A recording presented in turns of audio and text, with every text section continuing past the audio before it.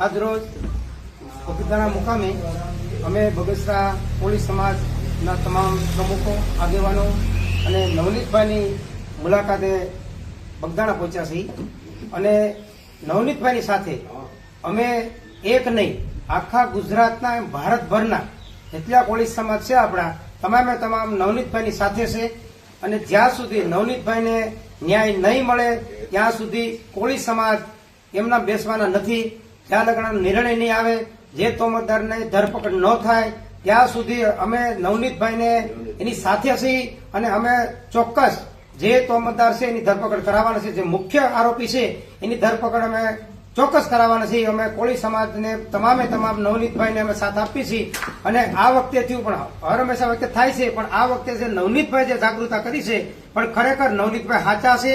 જે લોકો પાપી છે એને આ ખોટા હુમલા કર્યા છે અને સમાજને ગેરમાર્ગે દોરે છે અને હવે કોળી સમાજ એકઠો થયો છે અને નવનીતભાઈને ન્યાય દેશું ત્યાં સુધી અમે જપ નથી ખાવાના.